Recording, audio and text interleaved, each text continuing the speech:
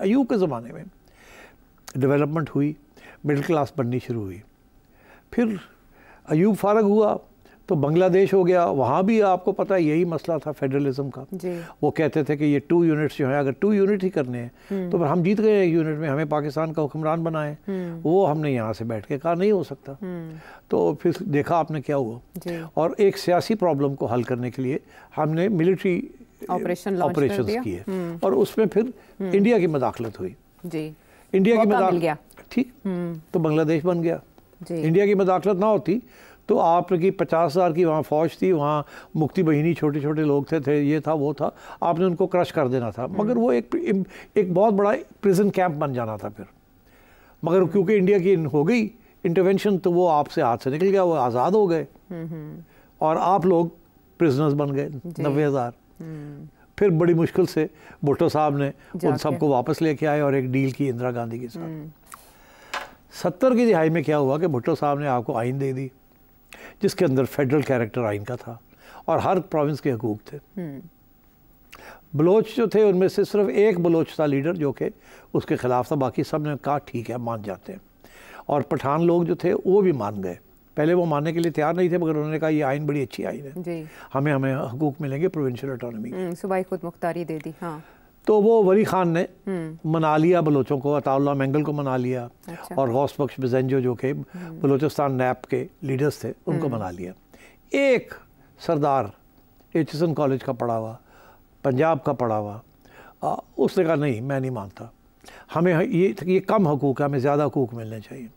उनका नाम था खैर बख्श मरी, वो मरी कबीले के सरदार थे। और याद रहे कि 60 की दिहाई में भी मरी कबीला के लोग खड़े हुए थे।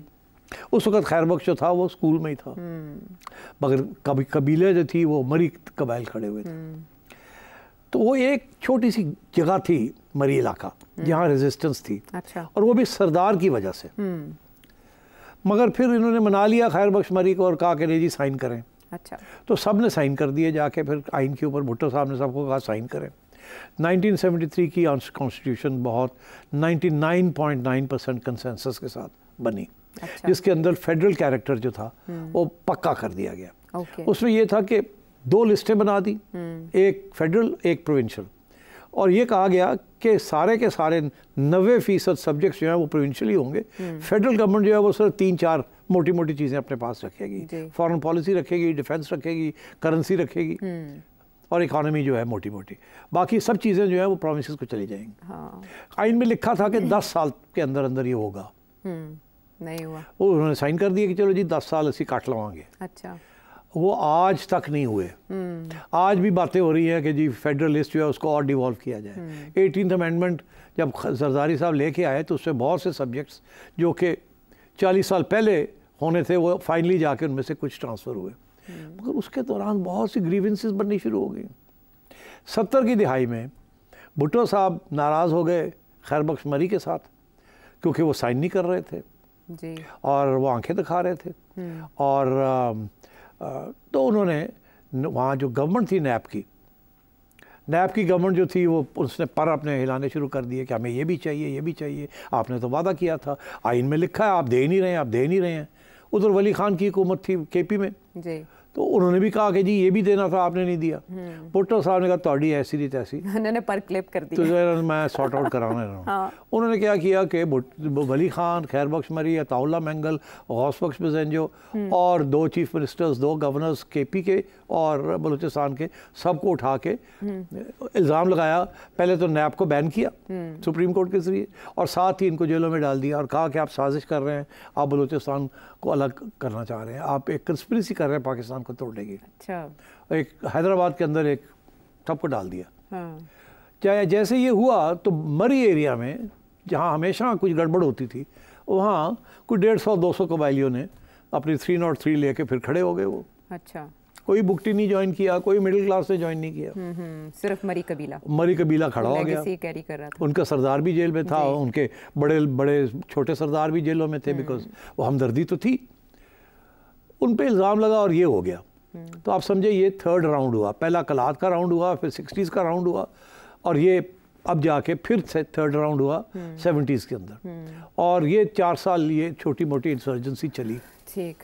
और उसको फिर इन्होंने 50,000 फौज भेजी वहाँ और ईरान से हेलीकॉप्टर्स मंगवाए। अच्छा। शाह ईरान ने हेलीकॉप्टर्स दिए और वो 150 लोगों ने आगे लगाया हुआ था और उनके बंदे मर नहीं रहे थे और ये एम्बुशेस कर रहे थे। वो एक एक पहाड़, एक एक पत्थर को जानते थे। बहुत मुश्किल टेरेन है वहाँ। और पाकिस्तान की अफवाज जो थी, it was used for conventional warfare, not guerrilla warfare. तो कैजुअलिटीज़ होनी शुरू हो गई। इन्होंने फिर सोचा और क्या तरीका है, हम वो तो आते हैं आउट ऑफ कहीं से आ जाते हैं, मार के 2 बंदे चले जाते हैं। तो इन्होंने फिर ईरान से रिक्वेस्ट की कि हमें हेलीकॉप्टर्स चाहिए। फिर इन्होंने एक हेलीकॉप्टर कैंपेन चलाई। अच्छा। जिसके ज़रिए उन्होंने वो जो इंसर्जेंसी थी उसके ऊपर प्रेशर डाला और लोगों को डिसअपेयर किए, लोग मारे गए वहाँ लोग, और जो लोग बच गए वो उठ के भाग गए अफगानिस्तान और वो इंसर्जेंसी को उन्होंने कचल कर दिया। अच्छा। 150 बंदा था। इन लोग कहते हैं पता नहीं 5,000 थे, 150 बंदा था, मैं आपको बता रहा हूँ। फिर क्या हुआ कि हैदराबाद के अंदर इन सबको जेलों में डाला हुआ था। अच्छा। फिर भुट्टो की होगी छुट्टी, ज़िया-उल हक आ गए। ज़िया-उल हक ने सोचा मैं सियासी तौर पे इसको डील करता हूँ। बड़ा चालाक था। उसने सबको छोड़ दिया जेल में से और कहा कि जाइए आपको अब जो चाहेंगे आपको मिलेगा। वो भुट्टो जालिम था। तो ये सबको जेलों से छोड़ दिया। ये सारे बड़े प्रो आर्मी हो गए और किसी को शिप ब्रेकिंग का कॉन्ट्रैक्ट दे दिया। अच्छा। किसी को ये दे दिया, किसी को कहा गवर्नमेंट में आ जाओ, किसी को ये दे दिया। सारे खुश हो गए। सरदार थे ना, अवाम तो थी नहीं। सरदार थे, उनके कबायली थे। कबायली तो जो सरदार कहता था वो करते थे। बिल्कुल ठीक। और जो सो कॉल्ड रेजिस्टेंस थी वो खत्म हो गई। और जो लोग भागे हुए थे वो अफगानिस्तान में जाके बैठ गए क्योंकि वो उनको डर था वापस आएंगे तो फिर ज़्यादा का नहीं, आ जाओ कुछ नहीं होगा। अच्छा। तो 2-3 साल के बाद वो भी वापस आ गए, उनको भी कुछ नहीं किया। उनको भी उन्होंने फिर कॉन्ट्रैक्ट्स देने शुरू कर दिए। उनको भी 4 पैसे बनने शुरू हो गए। तो ख़त्म हो गई सारी। हाँ। तो फिर ये एक स्टेज थी कि कोऑप्ट कर लिया। जो लोग रेजिस्टेंस कर रहे थे उनको कोऑप्ट कर लिया, रियासत के अंदर ले लिया, जप्पी पा ली। क्योंकि बाकी सरदारों को पैसे दे रहे थे तो उनका इन्होंने भी दे दियो। बिल्कुल खत्म करो, मुंह बंद करो। और ये सब बुग्ज़े भुट्टो में किया नहीं, बिकॉज वो तो देखिए ना, एक भुट्टो को तो छुट्टी कराई ना, छुट्टी करा दी। तो जो उसके खिलाफ थे उनको उन्होंने अपने साथ मिला लिया। वही ना, बुग्ज़े भुट्टो में किया। चलो, तो उसके साथ ये सो कॉल्ड बलूचिस्तान प्रॉब्लम जो था वो कुछ हद तक सॉल्व नहीं हुआ, मगर कुछ हद तक डिफ्यूज हो गया। एक आध लीडर रह गया जो कि रूस के बैठा हुआ था कि मैं तो नहीं मानता, मैं कोई सपोर्ट नहीं थी। बलूचिस्तान स्टूडेंट्स ऑर्गेनाइजेशन एक्टिव थी। मगर वहाँ भी तब्दीलियाँ होनी शुरू हो गई। वहाँ भी लोग मारे गए, कोई भाग गए, कुछ ये हो गया, आपस में लड़ाई झगड़े हो गए। वो भी जो एक नेशनलिज्म का जो एक गढ़ बनती जा रही थी वो भी डिफ्यूज़ हो गई। तो ज़िया-उल हक ने जो पॉलिसी इख्तियार की उसके साथ बलोच मूवमेंट जो है उसको उन्होंने डिफ्यूज़ कर दिया। ठीक। केपी में कोई सब नेशनलिज्म नहीं थी। ये बलूचिस्तान में इस किस्म की सब नेशनलिज्म बन रही थी, वो गायब हो गई। मगर साथ साथ अर्बनाइजेशन बन रही थी। बलोच यूथ बन रहा था, पंजाब में आके पढ़ रहा था, कोई नेशनल कॉलेज में आ रहा था, कोई इंजीनियरिंग में आ रहा था, कोई इधर आ रहा था। वहाँ तो यूनिवर्सिटीज़ नकम्मी यूनिवर्सिटीज़ थी, वहाँ तो एजुकेशन का वैसे कोई हाल नहीं है। तो वो सारे इधर पंजाब में ही आके या कराची में आके वो पढ़ाई लिखाई करते थे। और यंग लोग तो फिर रेडिकलाइज हो जाते हैं। तारीख उनको पता थी कि हमारे साथ पहले ये हुआ, तो अपने डिमांड्स तो वो मांगते थे। तो उन्होंने भी लेफ्टिस्ट ऑर्गेनाइजेशंस ज्वाइन करनी शुरू कर दी। अच्छा। मगर वो देवर ऑल पाकिस्तान ऑर्गेनाइजेशंस। उसके बाद ये हुआ कि मुशर्रफ साहब जब ज़िया गया तो बेनज़ीर आ गई, बेनज़ीर के बाद नवाज़ आया, नवाज़ के बाद बेनज़ीर आ गई। इन्होंने वही पॉलिसी नहीं ज़िया वाली इख्तियार की। ठीक है। कि बलोच नेशनलिस्ट जो थे, अताउल्ला मेंगल, उनके बेटे जो थे वो, और बाकी लोग जो थे जो फरार हुए थे या फरारियों को सपोर्ट करते थे, उनको सबको कोऑप्ट कर लिया। इलेक्शन हो गए, एक को अख्तर मेंगल को चीफ मिनिस्टर भी बना दिया। ज़रदारी साहब ने 100 अरब रुपए का आगाज़ हुकूक दे दिया। लोग मुँह पर गए, लोग चुप हो गए। ठीक, कोऑप्ट कर लिया स्टेट ने। ठीक। मगर एक जो मिडिल क्लास बन रही थी, सरदार उसको तो आपने कोऑप्ट कर लिया, तो जो मिडिल क्लास बन रही थी उसका क्या हुआ? वो तो उनको तो कहीं नहीं थी, उनको नौकरियां नहीं मिल रही थी।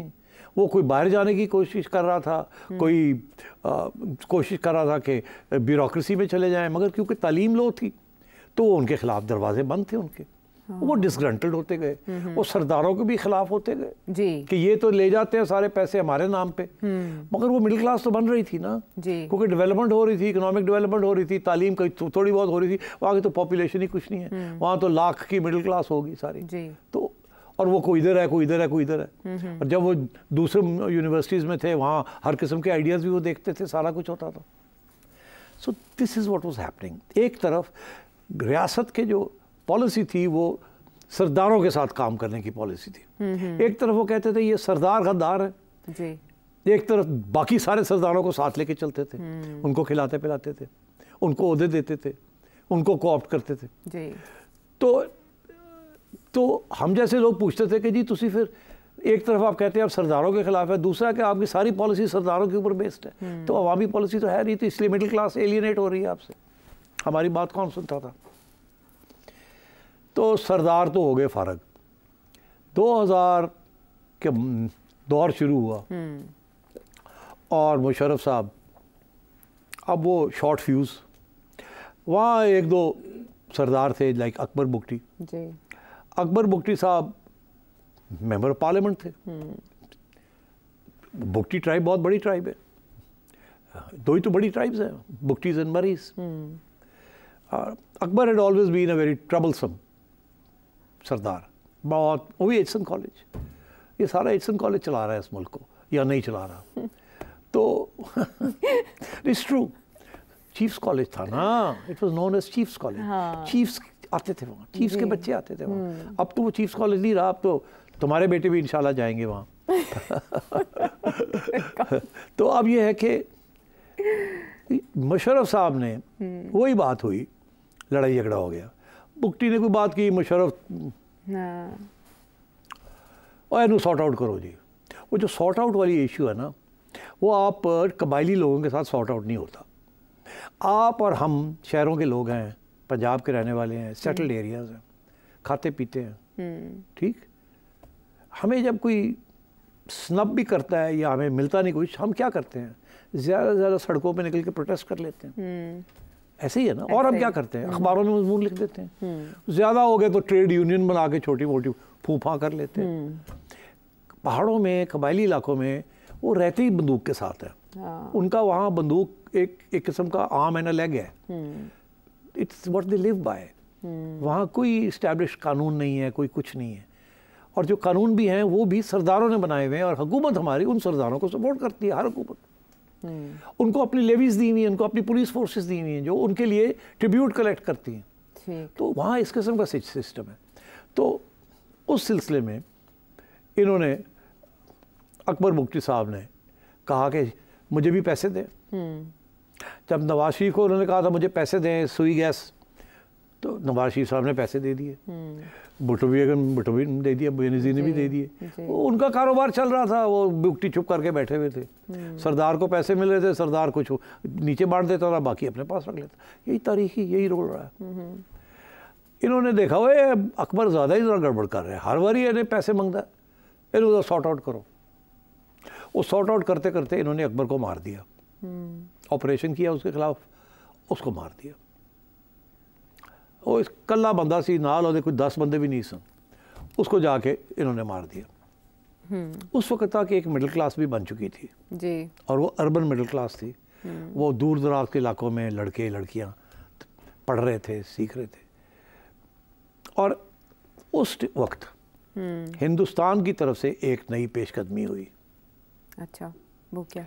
हिंदुस्तान की तरफ से ये फैसला हुआ उनके हुक्मरान तबके ने कि पाकिस्तान ने हमें कश्मीर के अंदर ब्लीड किया है, बहुत बहुत जंगें भी की हैं हमारे साथ, 4 जंगें हो चुकी हैं कश्मीर के ऊपर।